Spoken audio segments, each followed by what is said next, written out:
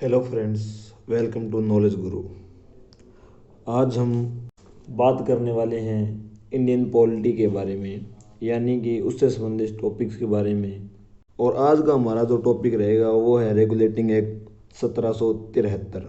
और आज हम इस वीडियो में पढ़ेंगे कि इस रेगुलेटिंग एक्ट को क्यों बनाया गया, इसके क्या उद्देश्य थे और इसमें क्या क्या विशेषताएं रही।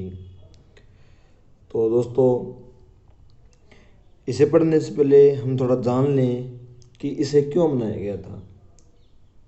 ब्रिटिश सरकार ने अपने शासन को अच्छे से चलाने के लिए और उस शासन को और ज़्यादा मजबूत करने के लिए अलग अलग समय पर बहुत से एक्ट पारित किए और उन एक्ट के माध्यम से उन्होंने अपने शासन को मजबूत बनाया। और उन्हीं एक्ट में से एक एक्ट था रेगुलेटिंग एक्ट 1773। तो चलो फ्रेंड्स, पढ़ते हैं इस रेगुलेटिंग एक्ट के बारे में और इसके उद्देश्यों के बारे में। भारत में ईस्ट इंडिया कंपनी के कार्य को नियंत्रित और नियमित करने की दिशा में सरकार द्वारा उठाया गया पहला कदम था। जो ईस्ट इंडिया कंपनी थी उसके द्वारा यह पहला कदम उठाया गया था जिसमें कार्य को रेगुलर और कंट्रोल करने के लिए दिशा निर्देश दिए गए थे और कंपनी के शासन पर संसदीय नियंत्रण स्थापित किया गया था।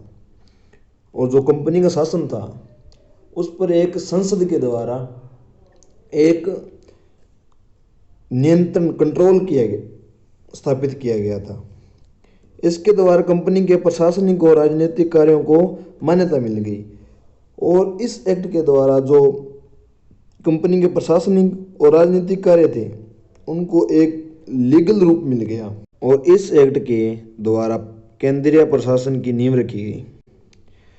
चलो दोस्तों, अब हमने पढ़ा इस एक्ट के उद्देश्य क्या थे और अब हम पढ़ेंगे विशेषताएं। इस उद्देश्य को लाने में क्या विशेषताएं थी। इस अधिनियम द्वारा बंगाल के गवर्नर को बंगाल का गवर्नर जनरल बनाया गया। जो इस अधिनियम के आने के पश्चात जो बंगाल का गवर्नर था उसको बंगाल का गवर्नर जनरल बना दिया गया। उसका जो पद है उसको बदलकर गवर्नर से बदलकर गवर्नर जनरल बना दिया गया। इसके साथ जनरल जोड़ दिया गया और उसकी सहायता के लिए एक 4 सदस्यीय कार्यकारी परिषद का गठन किया गया। और जो गवर्नर जनरल बनाया गया था उसकी सहायता के लिए 4 सदस्यों की एक कार्यकारी परिषद का गठन किया गया। पहला जो गवर्नर जनरल था वो था लॉर्ड वॉरेन हेस्टिंग्स और यह बंगाल का गवर्नर जनरल था। इसके द्वारा मद्रास और मुंबई के गवर्नर बंगाल के गवर्नर जनरल के अधीन हो गए, जबकि पहले सभी प्रेसिडेंसियों के गवर्नर अलग अलग स्वतंत्र होते थे। जो मद्रास और मुंबई के गवर्नर थे वो बंगाल के गवर्नर जनरल के अधीन यानी उसके नीचे काम करने लग गए। पहले ये क्या था, इस रेगुलेटिंग एक्ट आने से पहले ये जो बंगाल और मुंबई के गवर्नर हैं वो अपनी स्वतंत्रता पूर्वक कार्य कर रहे थे।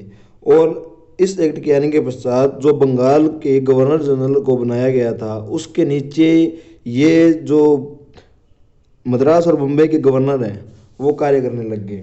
और इसी अधिनियम के तहत कलकत्ता में 1774 में एक उच्चतम न्यायालय की स्थापना की गई जिसमें एक मुख्य न्यायाधीश और 3 अन्य न्यायाधीश थे।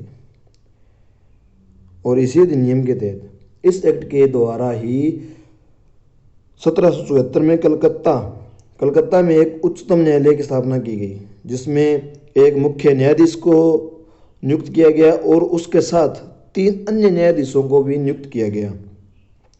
प्रथम न्यायाधीश था, जो प्रथम मुख्य न्यायाधीश था उसका नाम था सर एलिजा एम्पे और अन्य जो 3 न्यायाधीश थे उसका पहले का नाम था हाइड, दूसरे का नाम था लिमेंस्टर, तीसरे का नाम था चैम्बर्स। और इन चारों को मिलाकर एक उच्चतम न्यायालय का गठन किया गया। इसके तहत कंपनी के व्यापारियों को निजी व्यापार करने के लिए और भारतीयों से रिश्वत व उपहार लेने पर प्रतिबंध लगा दिया गया। यानी कि इस एक्ट के आने से पहले जो ब्रिटिश या ईस्ट इंडिया कंपनी के जो व्यापारी थे, ठीक, जो एम्प्लॉय थे, वो भारतीयों से रिश्वत लेते थे और उनसे उपहार लेते थे, यानी ब्राइब लेते थे और गिफ्ट लेते थे। उन सभी पर प्रतिबंध लगा दिया गया। और जो व्यापारी, जो कंपनी के व्यापारी थे, जो निजी व्यापार, खुद का व्यापार कर रहे थे, पर्सनल व्यापार कर रहे थे, पर्सनल ट्रेड कर रहे थे, उन पर भी रोक लगा दी गई। इस अधिनियम द्वारा ब्रिटिश सरकार का कोर्ट ऑफ डायरेक्टर्स के माध्यम से कंपनी पर नियंत्रण और मजबूत हो गया। और इस एक्ट के आने के पश्चात जो ब्रिटिश सरकार थी उसका कंपनी पर नियंत्रण और ज़्यादा मजबूत हो गया और ज़्यादा निगरानी रखने लग गए। और उसी के तहत अब कंपनी को भारत में इसके राजस्व, नागरिक और सैन्य मामलों की जानकारी ब्रिटिश सरकार को देना आवश्यक हो गया। यानी कि जो भी भारत में राजस्व, नागरिक या सैन्य मामले थे, उनकी जो भी गतिविधियां हो रही थी, उन सभी की जानकारी कंपनी को देना अनिवार्य कर दिया गया था। और ये था आज का हमारा रेगुलेटिंग एक्ट 7073। और उम्मीद करते हैं आपको पसंद आया होगा। तो प्लीज़ लाइक करें, सब्सक्राइब करें और शेयर करें।